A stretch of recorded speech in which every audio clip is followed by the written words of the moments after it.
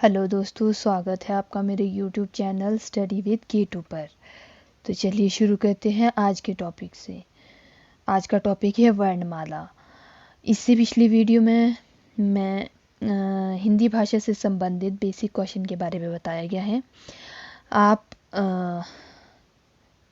इस वीडियो को भी ज़रूर देख लें। इससे संबंधित हर बार एग्ज़ाम में प्रश्न पूछा ही जाता है, ठीक है। तो उसमें मैंने टॉप 10 ही क्वेश्चन बताए हैं, तो आप उसे ज़रूर देख लें, ठीक है। और इस वीडियो में लास्ट में मैंने एक छोटा सा टेस्ट भी रखा है ताकि आप देख सकें कि आप कितना समझ पाए हैं, ठीक है। तो चलिए शुरू करते हैं वर्णमाला से। वर्णमाला में सबसे पहले आता है वर्ण। वर्ण किसे कहते हैं, हम परिभाषा के थ्रू देखते जाएंगे ताकि हमें अच्छे से समझ आ सके। भाषा की सबसे छोटी इकाई ध्वनि है, ठीक है। और इस ध्वनि को वर्ण कहते हैं, यानी कि भाषा की सबसे छोटी इकाई ध्वनि को क्या कहते हैं, वर्ण कहते हैं। या फिर इसकी परिभाषा इस तरह से भी हो सकती है, वह छोटी से छोटी ध्वनि जिसके टुकड़े ना किए जा सके, यानी कि जिसको अलग ना किया जा सके, उसे वर्ण कहते हैं, ठीक है। आगे देखते हैं, अब है वर्णमाला। वर्णमाला किसे कहते हैं, वर्णों के व्यवस्थित या सार्थक समूह को वर्णमाला कहते हैं। व्यवस्थित या सार्थक मतलब कि जो समूह में क्रम से रखे गए हो, व्यवस्थित ढंग से रखे गए हो, ठीक है, उन्हें क्या कहते हैं, वर्णमाला कहते हैं। हिंदी वर्णमाला स्वर और व्यंजन से मिलकर बनती है।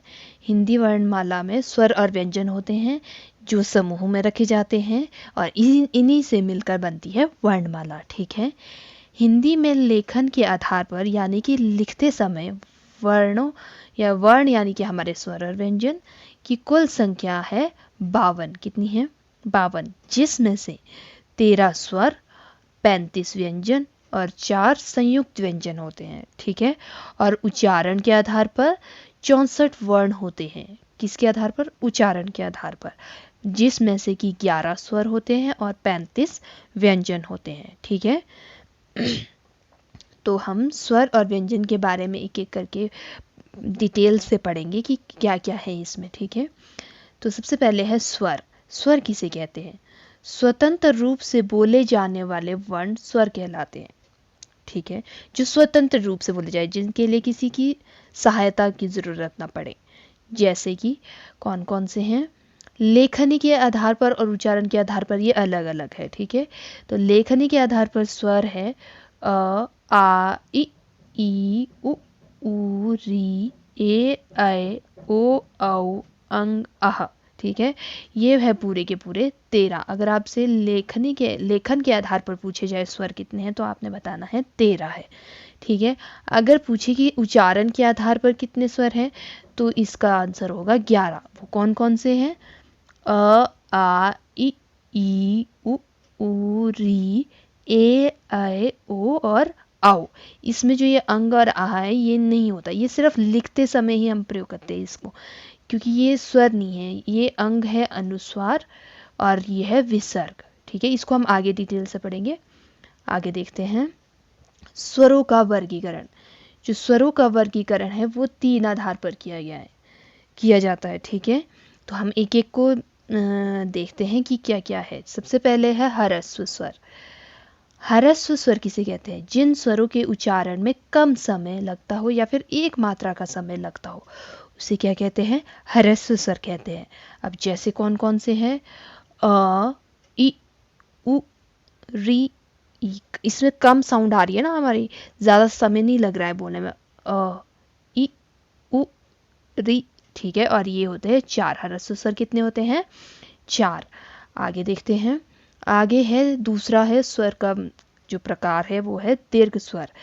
उस दीर्घ स्वर किसे कहते हैं, जिन स्वरों के उच्चारण में ह्रस्व स्वर से अधिक समय लगे या फिर 2 मात्रा का समय लगता है, उन्हें कहते हैं दीर्घ स्वर, ठीक है। अब इसमें कौन कौन से आते हैं, जैसे आ, ई, उ, ऐ, ओ, औ, यानी कि दीर्घ स्वर कितने हो गए, पूरे 7 हो गए, ठीक है। कौन कौन से आते हैं इसमें? आ, ज़्यादा आवाज़ आ रही है, ज़्यादा समय लग रहा है, यानी कि ह्रस्व स्वर के अकॉर्डिंग ज़्यादा समय लगता है, ठीक है। ई, वहाँ था ई, यहाँ है ई, ठीक है। ए, ऊ, ए, ऐ, ओ, औ, इन सब में क्या लग रहा है? हमें ज़्यादा समय लग रहा है, ठीक है। आगे देखते हैं, तीसरा प्रकार है स्वर का, वो है प्लुत स्वर। कौन सा है? प्लुत स्वर। प्लुत स्वर किसे कहते हैं? जिनके उच्चारण में दीर्घ स्वर से भी अधिक का समय लगता है या फिर 2 मात्रा से अधिक का समय लगता है, उन्हें कहते हैं प्लुत स्वर, ठीक है। अब इसमें एक ही आपका वर्ण आता है, वर्ण आता है जो कि है ओम, ठीक है। ओम इस तरह से प्रोनाउंस करते हैं ना हम इसे, तो इसमें क्या हमें दीर्घ स्वर और ह्रस्व स्वर से भी अधिक समय लग रहा है, ठीक है। चलिए आगे देख लेते हैं। अब है व्यंजन। हमने स्वर के बारे में जाना, स्वर के प्रकार के बारे में जाना। अब देख लेते हैं व्यंजन किसे कहते हैं। जो वर्ण स्वरों की सहायता से बोले जाते हैं उन्हें व्यंजन कहते हैं। यानी कि इनके लिए किसकी सहायता लेनी पड़ती है? स्वरों के लिए। और स्वर कैसे बोले जाते हैं? स्वतंत्र रूप से, ठीक है। हर व्यंजन के उच्चारण में अ स्वर मिला होता है। वो कैसे?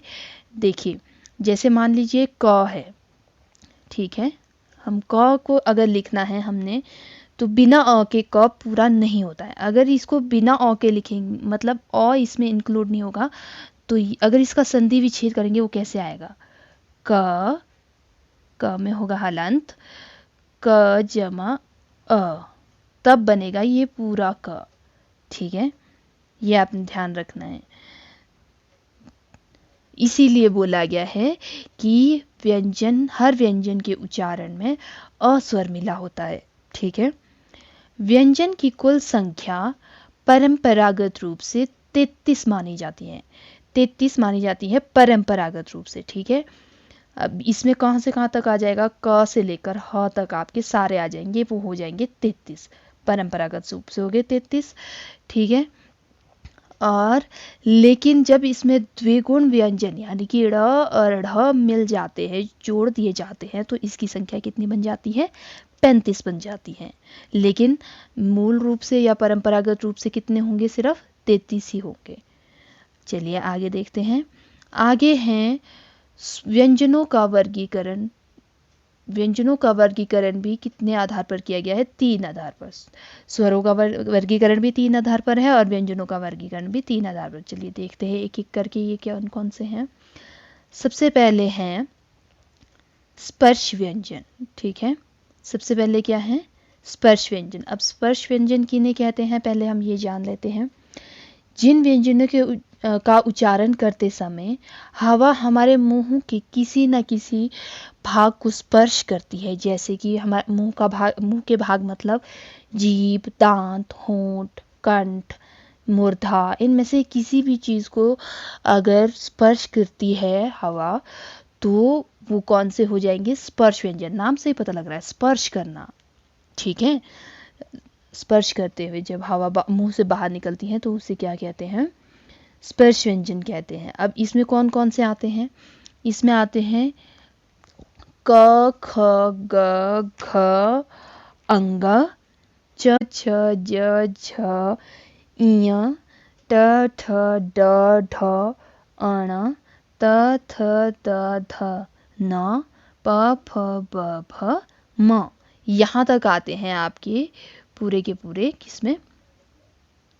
ये आते हैं आपके स्पर्श व्यंजन में, ठीक है।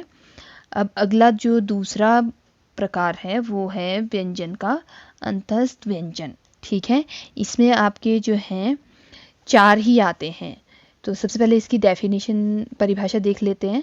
वो होगी उच्चारण करते समय जिह्वा मुख के किसी भी भाग को स्पर्श नहीं करती है। जब ऐसी स्थिति हो तो उसे क्या कहेंगे? अंतस्थ व्यंजन। अब इसमें देखिए क्या क्या आता है। य, र, ल, व, य, र, ल, व। इसमें जो है हमारी जीवा जो है मुख के किसी भी भाग को स्पर्श नहीं करती है, इसीलिए इसे क्या कहा जाता है? अंतस्थ व्यंजन की श्रेणी में रखा जाता है।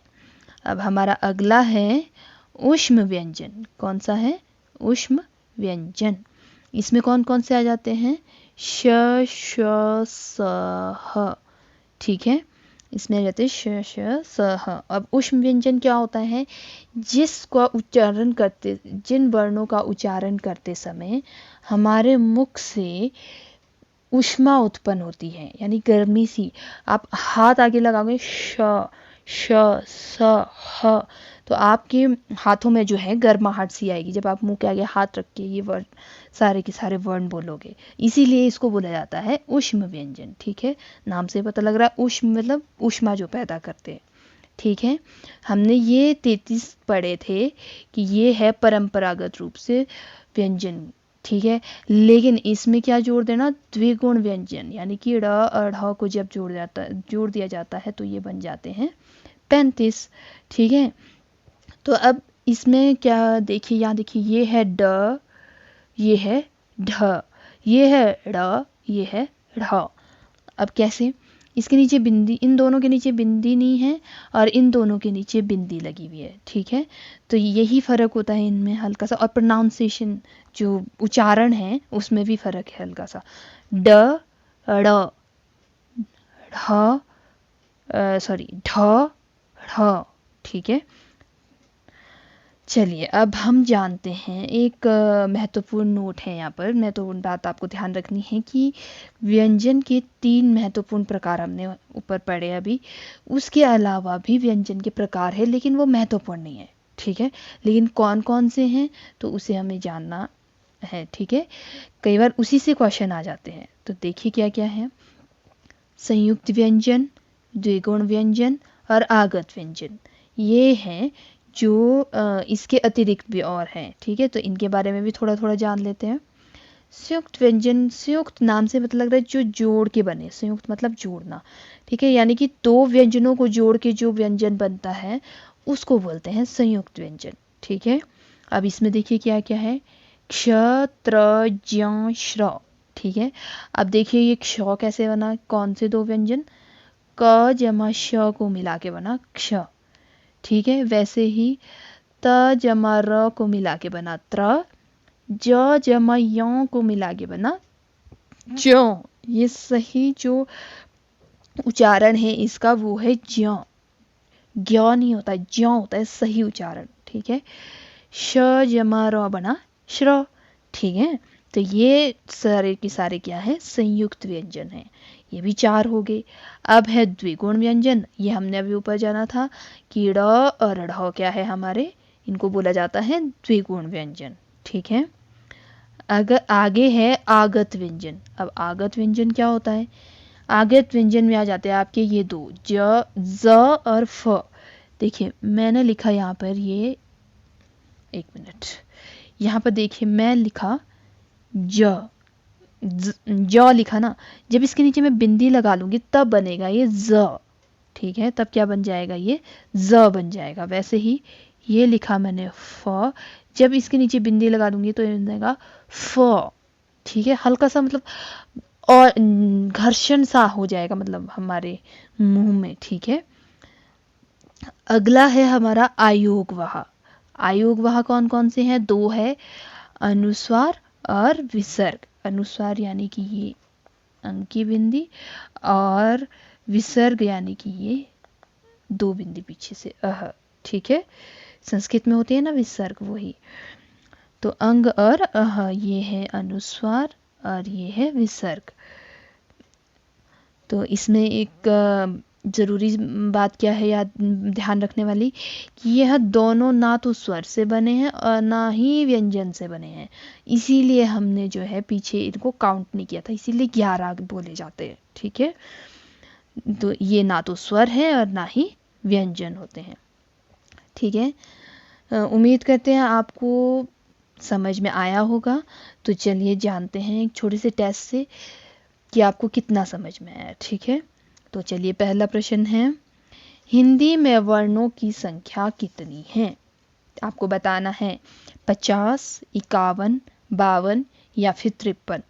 तो इसका सही आंसर हो जाएगा नंबर 3 यानी कि 52, ठीक है। अगला प्रश्न है, लेखन के आधार पर स्वर कितने प्रकार के हैं? ध्यान रखना किसके आधार पर पूछ रहा है।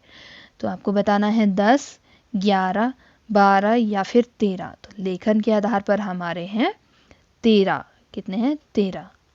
अगला प्रश्न है, परंपरागत रूप से व्यंजनों की संख्या कितनी है? 32, 33, 34 या फिर 35। तो परंपरागत रूप से होगी हमारी 33। ठीक है। अगला प्रश्न है, री कौन सा स्वर है? ह्रस्व स्वर है, दीर्घ स्वर है, प्लुत स्वर है, प्लुत स्वर है, या इनमें से कोई नहीं? तो इसका सही आंसर हो जाएगा री हमारा ह्रस्व स्वर है, क्योंकि इसके बोलने में कैसा लग रहा है? हमें कम समय लग रहा है, इसीलिए ये क्या है? ह्रस्व स्वर है। अगला प्रश्न है, ऊ कौन सा स्वर है? आपको देखना है ये कौन सा वाला ऊ है। ठीक है, फिर उसी हिसाब से आप सही आंसर दे पाओगे। प्लुत स्वर है, ह्रस्व स्वर है, दीर्घ स्वर है, या इनमें से कोई नहीं है? तो इसका सही आंसर हो जाएगा आपका, क्या होगा सही आंसर? इसका सही आंसर हो जाएगा नंबर 3, दीर्घ स्वर। क्यों? क्योंकि इसमें ये बड़ा ऊ है, इसमें ज़्यादा समय लगता है। ऊ, ये छोड़ा ऊ नहीं है, ऊ उसमें आना था आपका फिर ह्रस्व स्वर, लेकिन ये क्या है? हमारा बड़ा ऊ है, इसीलिए ये दीर्घ स्वर है। अगला प्रश्न है, ट कौन सा व्यंजन है? अब स्वर नहीं पूछ रहा, अब क्या पूछ रहा है? व्यंजन पूछ रहा है। ठीक है, तो आपको बताना है ऊष्म व्यंजन है, स्पर्श व्यंजन है, अंतस्थ व्यंजन है, या फिर संयुक्त व्यंजन है? तो इसका सही आंसर हो जाएगा स्पर्श व्यंजन। ठीक है, ट हमारा क्या है? स्पर्श व्यंजन है। कहाँ से कहाँ तक? क से लेकर मौ तक सारे कौन से हैं? स्पर्श व्यंजन है। ठीक है, चलिए अगला प्रश्न देखते हैं। रॉ कौन सा व्यंजन है? जो रॉ है वो कौन सा व्यंजन है?